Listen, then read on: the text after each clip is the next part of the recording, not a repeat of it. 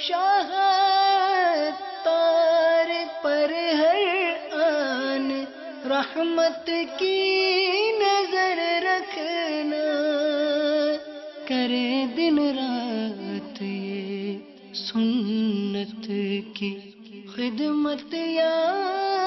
رسول اللہ۔ الحمدللہ رب العالمین والصلاة والسلام على سید المرسلین، اما بعد فاعوذ باللہ من الشیطان الرجیم، بسم اللہ الرحمن الرحیم۔ الصلاة والسلام علیک یا رسول اللہ وعلى آلک واصحابک یا حبیب اللہ، الصلاة والسلام علیک یا نبی اللہ وعلى آلک واصحابک یا نور اللہ۔ اسلامی بھائیوں اور اسلامی بہنوں، الحمدللہ عز و جل خالق کائنات جل جلالہ کی زمین پر عشق رسول صلی اللہ تعالی علیہ وآلہ وسلم کا مدنی جام تقسیم کرنے والے ایسے مرد کامل اب بھی موجود ہیں جو فیشن کی آفت میں گرفتار لوگوں کو پیارے مصطفیٰ صلی اللہ تعالی علیہ وآلہ وسلم کی سنت کریمہ کا اسیر بنانے کے خواہاں ہیں۔ یہ اللہ عز و جل کا خاص کرم ہے کہ اس نے ہمیں اس پرفتن دور میں تبلیغ قرآن و سنت کی عالمگیر غیر سیاسی تحریک دعوت اسلامی کا ماحول اور شیخ طریقت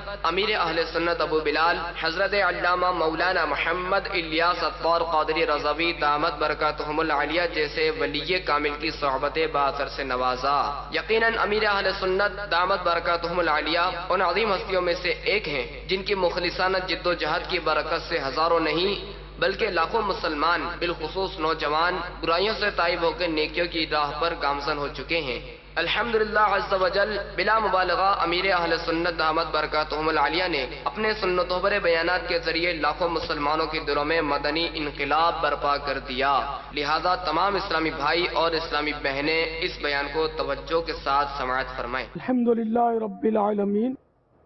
والصلاة والسلام علی سید المرسلین، اما بعد فاعوذ باللہ من الشیطان الرجیم، بسم اللہ الرحمن الرحیم۔ الصلاة والسلام علیک یا رسول اللہ وعلی آلک واصحابک یا حبیب اللہ، الصلاة والسلام علیک یا نبی اللہ وعلی آلک واصحابک یا نور اللہ۔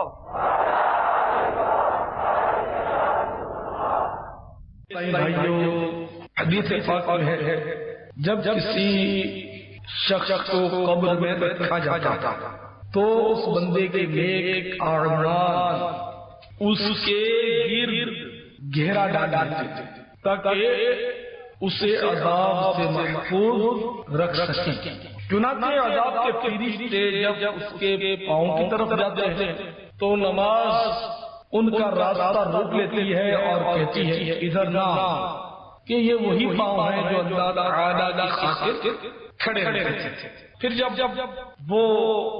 سر کی طرف آتے ہیں تو روزے ان کے آگے کھڑے ہو جاتے ہیں اور کہتے ہیں کہ ادھر لاؤ کہ اس منہ نے دنیا میں اللہ تعالیٰ کے لیے بڑی بھوک اور پیاس برداشت کی ہے۔ پھر وہ جسم کی طرف آتے ہیں تو حج اور جہاد آڑے آ جاتے ہیں اور کہتے ہیں اس جسم نے اللہ کے لیے بڑے بڑے رنج اٹھائے ہیں۔ ہاتھوں کی طرف آتے ہیں تو صدقہ کہتا ہے کہ اس سے دور ہی رہو کیونکہ یہ ہاتھ بہت کچھ صدقہ و خیرات دیتے رہے ہیں۔ تب وہ فرشتے مبارک سلامت کہتے ہوئے رخصت ہو جاتے ہیں اور رحمت کے فرشتے آ جاتے ہیں اور جنت سے لایا ہوا فرش اس کی قبر میں بچھا دیتے ہیں اور اس کی قبر کو بہت زیادہ وسیع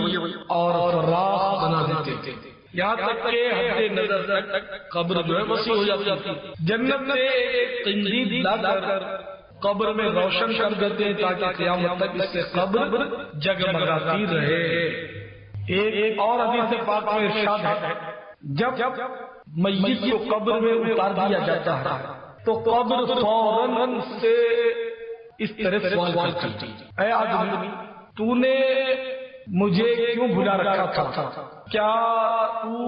اتنا بھی نہ جانتا تھا کہ میں دکھوں کا گھر ہوں، جس میں رنج، درد اور تکلیف ہی تکلیف ہے، اندھیرا گھر جس میں تاریکی ہی تاریکی ہے، تنہائی کا گھر پھر اے آدمی تو کس بات پر اکڑا اکڑا پھرتا تھا، یہاں تک کہ میرے اوپر سے گزرتے وقت حیرت کے ساتھ تیرا ایک پاؤں ایک طرف تو دوسرا پاؤں دوسری طرف پڑتا تھا۔ قبر کی یہ باتیں سن کر اگر وہ مردہ کسی نیک بندے کا ہو تو ایک غیبی آواز قبر کو پکار کر کہتی ہے کہ اے قبر، یہ تو کس سے کہہ رہی ہے؟ یہ تو ایک نیک بندہ، پاکیزہ بندہ جو ہمیشہ امر بالمعروف ونہی عن المنکر پر کار بن رہا، یعنی نیکی کا حکم کرتا رہا اور برائی سے منع کرتا رہا۔ یہ سن کر قبر کہتی ہے اچھا یہ بات ہے تو یہ لو میں یہ گلزار بن جاتی ہوں۔ پھر اس شخص کا بدن نورانی ہو جاتا ہے اور اس کی روح آسمان کی طرف پرواز کر جاتی ہے۔ ایک اور روایت میں ہے کہ جب مرنے والے کو قبر میں رکھ دیتے ہیں تو ساتھ ہی عذاب کا سلسلہ شروع ہو جاتا ہے، تو پڑوسی مردے اس سے کہتے ہیں کہ اے ہمارے بعد میں آنے والے، تو بھی یوں ہی چلا آیا، تجھے ہم پیچھے چھوڑ آئے تھے اور خود پہلے چلے آئے تھے، ہمیں تجھ سے یہ امید تھی کہ تو ہمارے حال سے عبرت حاصل کرے گا، پھر تم نے ایسا کیوں نہ کیا؟ ہم یہاں آ پہنچے تو ہمارا اعمال کا سلسلہ ختم ہو گیا، لیکن تجھے تو مہلت ملی تھی، جو نیکیاں ہم نہ کر سکے تو نے انہیں کیوں چھوڑ دیا؟ الغرض زمین کے گوشے گوشے سے صدائیں آنے لگتی ہیں کہ اے دنیا ظاہر کے مت والے، تجھے ان سے کیوں عبرت حاصل نہ ہوئی جو تجھ سے پہلے یہاں آ چکے تھے۔ اے میرے پیارے پیارے اسلامی بھائیو، ان روایتوں پر غور فرمائیں۔ اول تو یہ معلوم ہوا کہ قبر ہر ایک کو ڈانٹتی، سختی کرتی شروع، تو جو نیک بندہ ہے اس کی جیسے عذاب کے فرشتے عذاب دے کر تو نمازیں پاؤں کی طرف سے آ کر حفاظت کرتی ہیں، روزے سر کی جانب سے حفاظت کرتے ہیں، حج و جہاد جسم کی جانب سے حفاظت کرتا ہے، ہاتھ کی طرف سے جب آتے ہیں تو صدقہ و خیرات اس کو بچا لیتے ہیں، تو پھر اس سے مبارک سلامت کہتے ہوئے رخصت ہوتے ہیں، اور پھر اس کے قبر میں امن ہوتا ہے، جنت کا بچھونا بچھایا جاتا ہے، نورانی قندیل قبر میں روشن کر دیا جاتا ہے، قبر حد نظر تک فراغ ہو جاتی ہے۔ اسی طرح جو قبر جب ڈانٹنا شروع کرتی ہے تو جو نیک بندہ ہوتا ہے ساتھ ہی نیکی کی دعوت دینے والا ہوتا ہے، امر بالمعروف ونہی عن المنکر، یعنی نیکی کا حکم کرنے والا اور برائی سے منع کرنے والا ہوتا ہے، تو اس کے لیے بھی قبر کو ایک غیبی آواز اس میت کی حمایت کر کے تسلی دے دیتی ہے کہ تو یہ کس کو ڈانٹ رہی ہے، کس کو بول رہی ہے، یہ تو نیک بندہ تھا، یہ تو امر بالمعروف ونہی عن المنکر پر عامل تھا، یعنی نیکی کی دعوت دیا کرتا تھا، برائی سے منع کر کیا کرتا تھا، تو پھر اس کی قبر میں بھی آسانی ہو جاتی ہے، قبر گلزار بن جاتی ہے۔ اور جو نیک نہیں ہوتا، بے نمازی ہوتا ہے، رمضان کے روزے قضا کرنے والا ہوتا ہے، فلمیں ڈرامے دیکھنے والا ہوتا ہے، گانے باجے سننے والا ہوتا ہے، ماں باپ کا ستانے والا ہوتا ہے، داڑھی منڈانے والا ہوتا ہے، یا ایک مٹھی سے گھٹانے والا ہوتا ہے، مسلمانوں کے دل دکھانے والا ہوتا ہے، جھوٹ غیبت چغلی کا عادی ہوتا ہے، سود و رشوت کا لین دین کرنے والا ہوتا ہے، دہشت گردیاں کرنے والا ہوتا ہے، قتل و غارت گری کا بازار گرم کرنے والا ہوتا ہے، ڈنڈی مار کر سودا چلانے والا ہوتا ہے، ملاوٹ والا، مال بیچنے والا، الغرض جس سے اللہ اور رسول عز و جل صلی اللہ علیہ وسلم ناراض ہوتے ہیں۔ ایسا شخص جب قبر میں جاتا ہے، عذاب کا سلسلہ شروع ہوتا ہے، تو پڑوسی مردے بھی اس کو شرمندہ کرتے ہیں کہ نادان، جس طرح ہم دنیا سے چلے تو بھی یوں ہی چلا، ہم تو یہ سمجھے تھے کہ تو ہمارے حال سے عبرت حاصل کرے گا،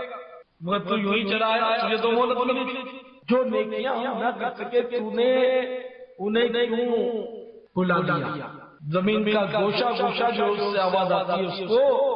کہ اے دنیا ظاہر کے مت والے، یہ تو نے کیا کیا؟ تو نے ان کے حال سے عبرت کیوں حاصل نہ کی جو تجھ سے پہلے دنیا سے چل دیے تھے؟ تو پیارے پیارے اسلامی بھائیوں، قبر میں جا کر ہمیں احساس ہو جائے، اپنی غفلت کا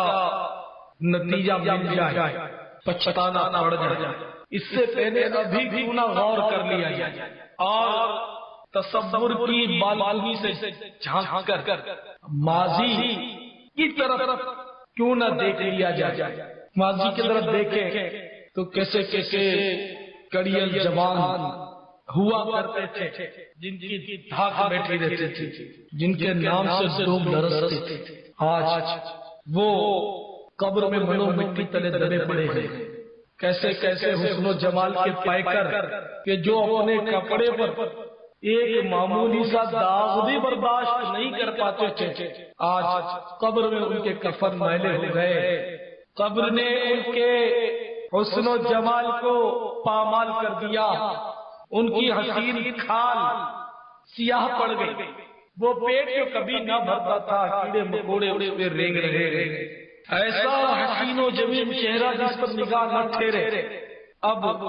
ایسا بدنما ہو گیا مرنے کے بعد، اور قبر میں ایسی حالت ہے کہ اگر دیکھیں تو ہوش جاتا رہے، ایسی خوشبو لگاتے تھے کہ گلی سے گزرتے تھے تو گلیاں مہک جائیں، اب ان کے جسم اس قدر بدبودار ہو گئے کہ اگر اب ان کی قبر کھل جائے تو ان کی بدبو سے بندہ بے ہوش ہو کر گر پڑے۔ کیسے کھلکھلا کر ہنستے تھے، قہقہ مار کے ہنستے تھے، دانت ان کے چمکتے تھے، لیکن آج ان کے دانت قبر میں جھڑ گئے، وہ آنکھیں جو ہر طرف دیکھتی رہتی تھی، کبھی فلمیں دیکھتی تھی، کبھی ڈرامے، کبھی بدنگاہی، کبھی کسی کا عیب دیکھے، وہ آنکھیں قبر میں بہہ کر رخساروں پر آ گئی، وہ بال جنہیں سوار سوار کر رکھتے تھے، نئے نئے اسٹائل کے گپھے بناتے تھے، آج وہ بال قبر میں جھڑ کر منتشر پڑے ہیں، وہ مضبوط ہاتھ کہ جب کسی کو پڑ جاتا تھا تو وہ ہائے کہتا ہوا بھاگتا تھا، آج وہ مضبوط ہاتھ قبر میں موسیدہ پڑا ہے، اس کے جوڑ جوڑ انگلیوں کے الگ ہو گئے، وہ سر جس پہ ہر وقت دنیا کی مستی چھائی رہتی تھی، آج وہ سر اپنی گردن سے جدا ہو گیا ہے، ناک میں پیپ اور گندا پانی بھرا ہوا، کانوں اور منہ اور ناک کے ذریعے کیڑوں کی آمد و رفت ہو رہی ہے، آر پار سوراخ ہو گئے، آنتیں باہر آ رہی، پیٹ پھٹ گیا، وہ دل جو ہر وقت دنیا کی طرف مائل رہتا تھا اس دل کو کیڑے کھا چکے ہیں۔ ذرا تصور میں ماضی کی طرف غور فرماتے رہیے، کیسے کیسے شخص نظر میں آتے ہیں کہ جو موت کا تذکرہ سننا پسند نہیں کرتے تھے، انہیں خوشیوں کی باتیں اچھی لگتی تھی، لیکن پھر بھی موت کا شکار ہو گئے، مسجد کی طرف ان کے قدم نہیں اٹھتے تھے، افسوس انہیں گھسیٹ کر قبرستان لے جایا گیا، انہیں سنتوں بھرا بیان بالکل اچھا نہیں لگتا تھا، قبر میں انہیں ان گانوں کی سزائیں مل رہی ہوگی، وہ قدم جو ہر وقت بری مجلسوں کی طرف چلتے تھے، سینما گھروں کی طرف چلتے تھے، ڈرامہ گاہوں کی طرف چلتے تھے، تاش کھیلنے والوں کی طرف چلتے تھے، برے دوستوں کی صحبت میں گپ شپ کرنے کے لیے چلتے تھے، آج وہ قدم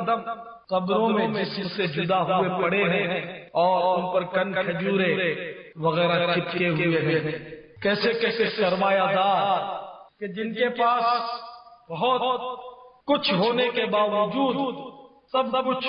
کی خواہش بڑھتی چلی جاتی تھی، آج ان کی خواہشیں قبر میں پامال ہو چکی ہیں، بڑے بڑے مکانات جن کو ناکافی ہوتے تھے، پلاٹوں کا بھوت سر پر سوار رہتا تھا، کوٹھی بنگلوں کے سہانے سپنے دیکھا کرتے تھے، افسوس انہیں ان کے باورچی خانے سے بھی زیادہ تنگ قبر میں اترنا پڑ گیا ہے۔ بتی چلی جاتی تھی، بجلی فیل ہو جاتی تھی، گھبرا جاتے تھے، شمع روشن کر دی جاتی تھی یا چارجر لائٹ آن ہو جاتی تھی، گزارا ہو جاتا تھا۔ قبر میں ایسا گھپ اندھیرا ہے کہ کبھی خواب میں بھی ایسا اندھیرا نہ دیکھا تھا۔ ذرا ماضی کی طرف غور کرتے چلے جائیے، کیسی بھاگ دوڑ کی تھی، کتنی لڑائیاں کی تھی، کتنی فائرنگیں کی تھی، فائرنگ کروائی تھی، رشوتوں کا سلسلہ چلایا تھا، دھاندلی کی تھی، لیکن بیچارہ اب اندھیری قبر میں نہ جانے اس پر کیا گزر رہی ہوگی، کہاں اس کے یہاں ملانے والے اس کی کیوں مدد نہیں کی، اس کو بچایا کیوں نہیں، قبر میں جا کر اس کو کمپنی کیوں فراہم نہ کی، یہاں تو بڑی سی جے بولاتے تھے، اب کیا ہوا، ایسی نمک حرامی کی کہ بیچارے وہ قبر میں تنہا جانے دیا، ظاہر ہے قبر میں کوئی جا ہی نہیں سکتا، اکیلا ہی جانا پڑے گا۔ تو ذرا سوچتے چلے جائیے، کسی پہلوان کے تصور میں ڈوب جائیے، کیسا جو مقابلے پر آتا تھا اس کو پٹخ دیتا تھا، کسی پھرتی کے ساتھ اسلحہ چلانے والے کے تصور کیجیے، کس طرح داڑ داڑ داڑ اسلحہ چلاتا تھا، آج کہاں، اس کے اسلحے نے کیا کیا، اس کے ساتھیوں نے اس کو کیا کیا، آخر پر سے اٹھ گئے، قبر میں جا سویا، صرف اپنے اعمال ساتھ آئے اور کوئی نہ آئے، اور اب کیسا پچھتاوا ہو رہا ہوگا، کس قدر قبر میں ندامت ہو رہی ہوگی کہ یہ میں نے کیا کیا، میں نے اتنی سی مختصر سی زندگی کو اس طرح ہاڑا ہوڑی میں، ہنگاموں میں، فائرنگ کرنے میں، لوٹ مار کرنے میں، ڈکیتیوں میں، چوریوں میں، فلمیں ڈرامے دیکھنے میں، گانے بازی سننے میں، تاش کی گڈیاں لے کر بیٹھنے میں، لڈو کھیلنے میں، شطرنج کھیلنے میں، بے نمازی دوستوں کے ساتھ گھومنے پھرنے میں، پکنک کرنے میں، سیر و تفریح کرنے میں گزار دی۔ میں نے یہ نہ سوچا کہ قبر میں مجھے ہزاروں سال تنہا رہنا پڑے گا،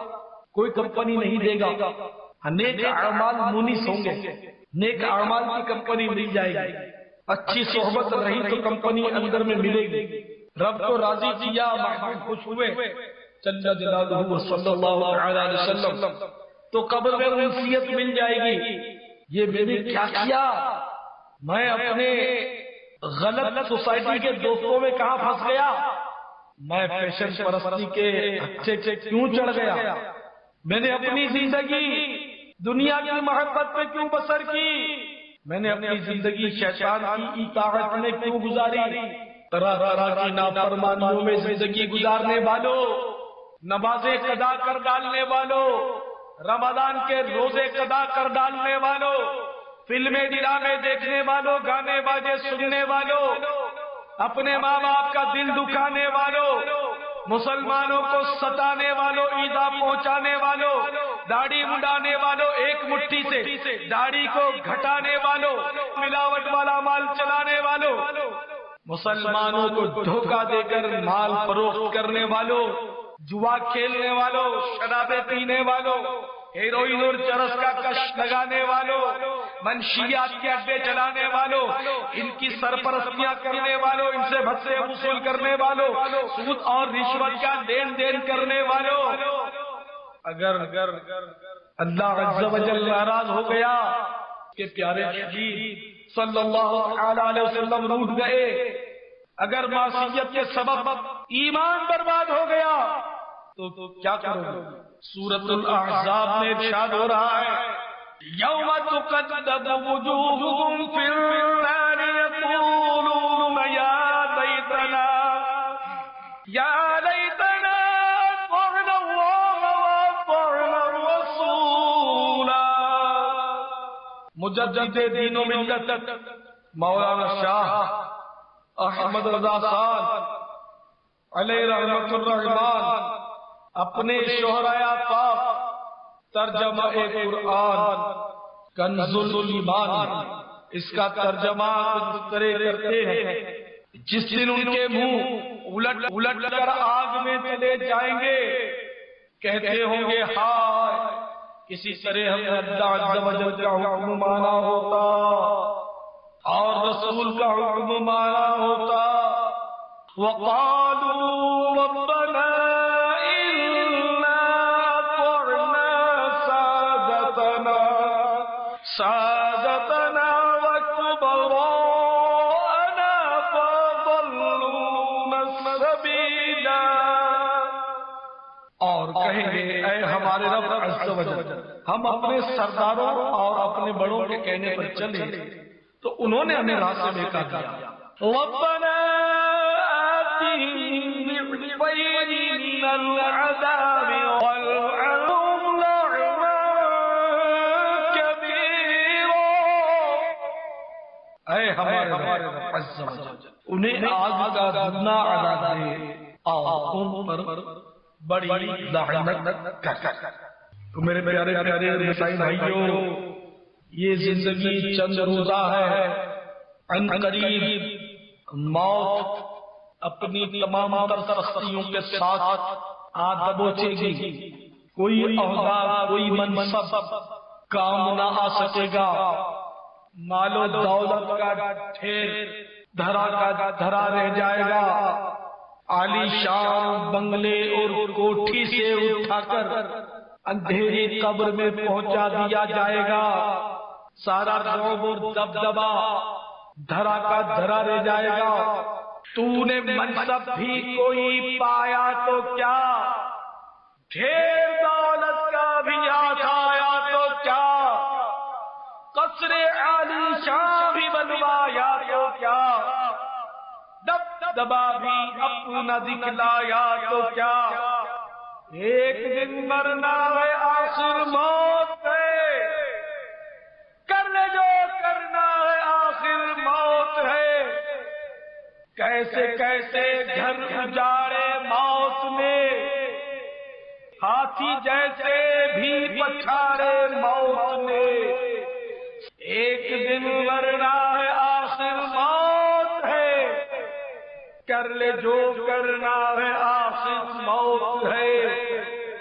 باندھنے کو شاہ سفر ہونے کو ہے، ختم ہر فرد بشر ہونے کو ہے. ایک دن مرنا ہے، آخر موت ہے. کر لے جو کرنا ہے، آخر موت ہے. یہاں سے تجھ کو جانا ایک دن، قبر میں ہوگا ٹھکانا ایک دن. منہ خدا کو ہے دکھانا ایک دن، اپنا غفلت میں گوانا ایک دن. ایک دن مرنا ہے، آخر موت ہے. کر لے جو کرنا ہے، آخر موت ہے. ہو رہی ہے عمر مثل برف کم، چپکے چپکے رفتہ رفتہ دم بدم. سانس ہے ایک راہ روے ملک وطن، دفتن ایک روز یہ جائے گا کم. ایک دن مرنا ہے، آخر موت ہے. کر لے جو کرنا ہے، آخر موت ہے. آخرت کی فکر کرنی ہے ضرور، جیسی کردی ویسی بھرنی ہے ضرور. زندگی ایک دن گزرنی ہے ضرور، قبر میں اترنی ہے ضرور. ایک دن مرنا ہے، آخر موت ہے. کر لے جو کرنا ہے، آخر موت ہے. آنے والی کس سے ٹالی جائے گی، جان ٹھہری جانے والی جائے گی. روح رگ رگ سے نکالی جائے گی، تجھ پہ ایک دن خاک ڈالی جائے گی. ایک دن مرنا ہے، آخر موت ہے. کر لے جو کرنا ہے، آخر موت ہے. کیا ہوا کچھ دن جو زندہ رہ گیا، ایک جہاں سیلے فنا میں بہ گیا. ایک دن مرنا ہے، آخر موت ہے. کر لے جو کرنا ہے، آخر موت ہے. لاکھ ہو قبضے میں تیرے مال و زر، لاکھ ہو درہم میں تیرے ڈاک کر، لاکھ تو قلعوں کے اندر چھپ مگر موت سے ہرگز نہیں کوئی مفر، ایک دن مرنا ہے آخر موت ہے، کر لے جو کرنا ہے آخر موت ہے، حسن ظاہر پر اگر تو چاہے گا عالم فانی سے دھوکہ کھائے گا، یہ منقش سانپ ہے ڈس جائے گا، رہنا غافل یاد رکھ پچھتائے گا، ایک دن مرنا ہے آخر موت ہے، کر لے جو کرنا ہے آخر موت ہے۔ فلمیں ڈرامے دیکھنے والوں، حدیث پاک میں آتا ہے جو اپنی آنکھوں کو نظر حرام سے پر کرے گا اس کی آنکھوں میں جہنم کی آگ بھری جائے گی۔ گانے باجے سننے والوں، حرام سننے والوں، حرام دیکھنے والوں، میرے آقا صلی اللہ علیہ وسلم نے ایک منظر یہ بھی دیکھا کہ کچھ لوگوں کی آنکھوں اور کانوں میں کیل ٹھکے ہوئے ہیں۔ عرض کیا گیا یہ لوگ وہ دیکھتے تھے جو آپ نہیں دیکھتے، یہ وہ سنتے تھے جو آپ نہیں سنتے۔ موسیقی کی دھنوں پر جھومنے والوں، کان کھول کر سنو کہ جس محبوب صلی اللہ علیہ وسلم کا کلمہ پڑھا ہے وہ موسیقی سے کس قدر بیزار تھے۔ چنانچہ ایک بار سیدنا عبداللہ ابن عمر رضی اللہ تعالی عنہما کہیں تشریف لیے جا رہے تھے، سیدنا نافع رضی اللہ تعالی عنہ بھی ہمراہ تھے،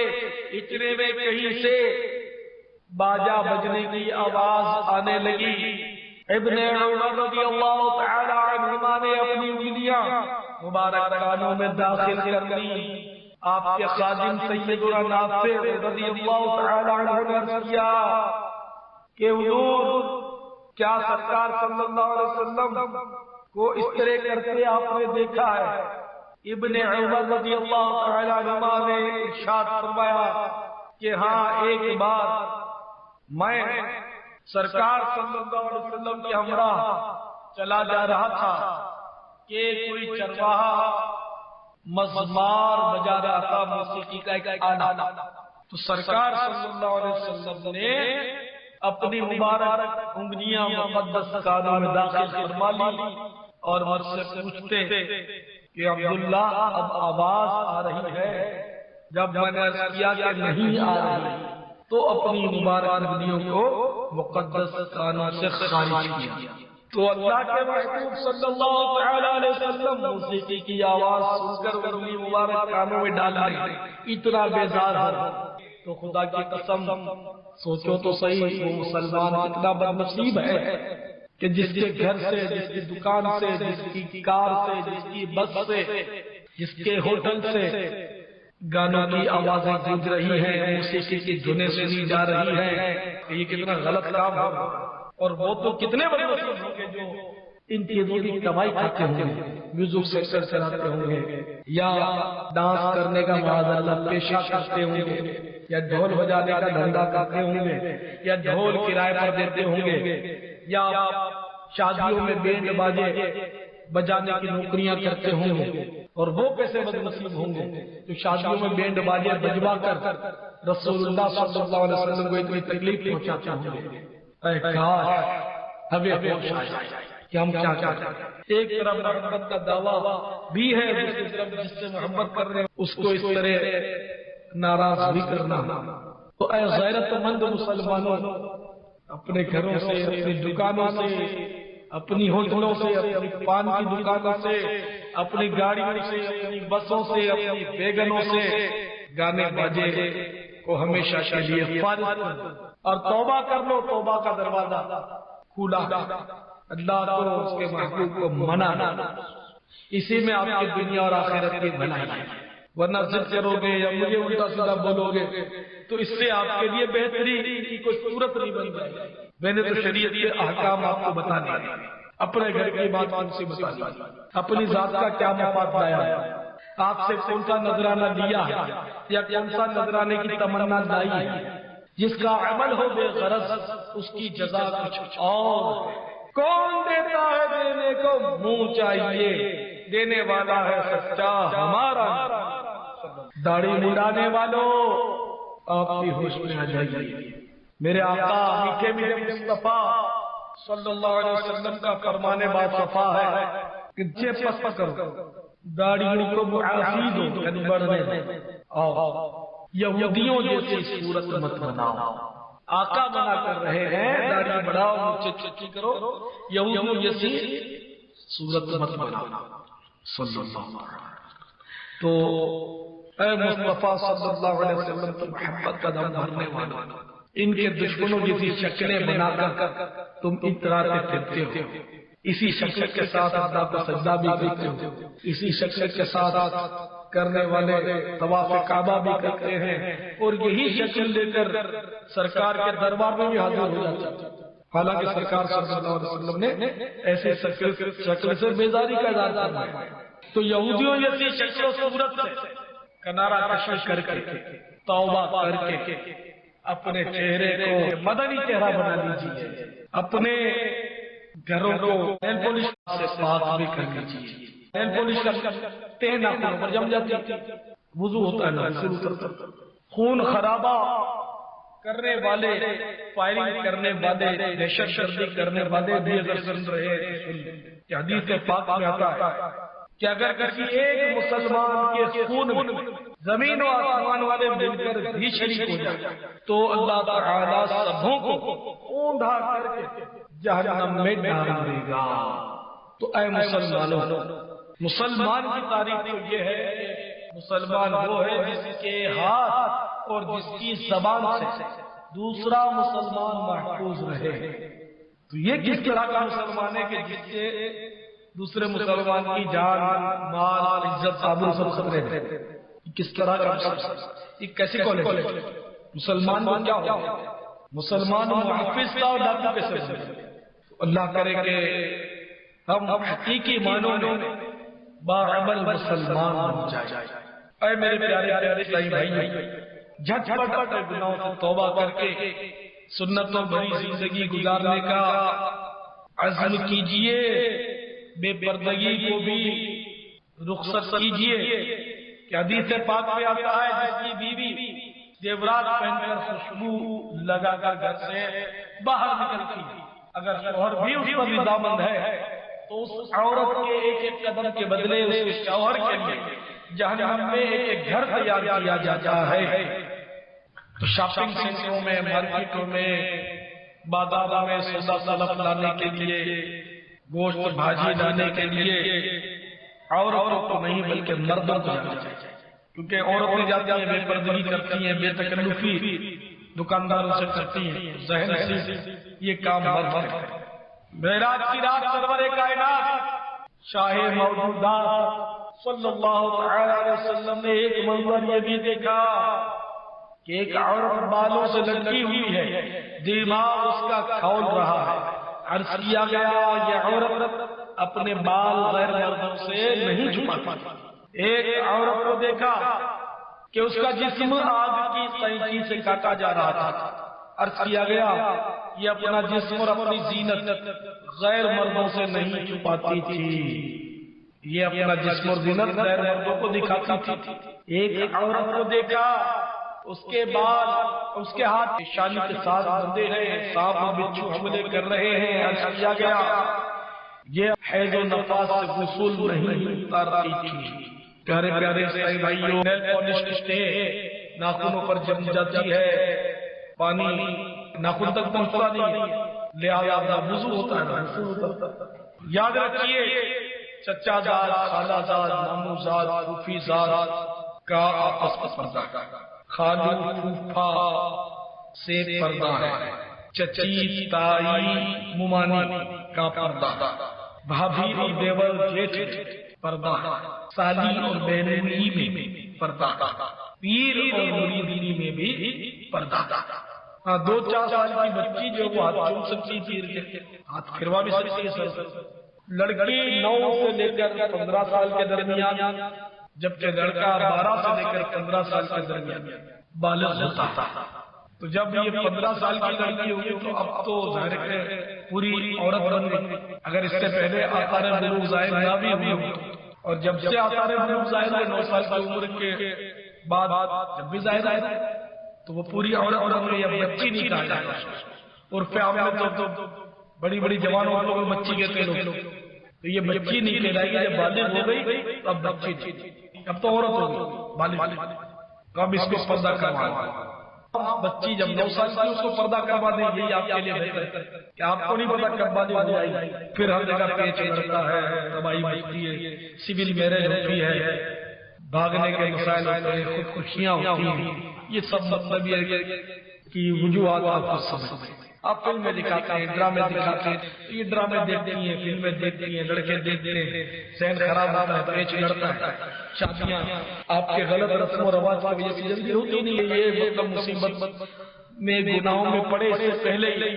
سیٹنگ جم جم شاہ تار پر ہر آن رحمت کی نظر رکھنا، کرے دن رات یہ سنت کی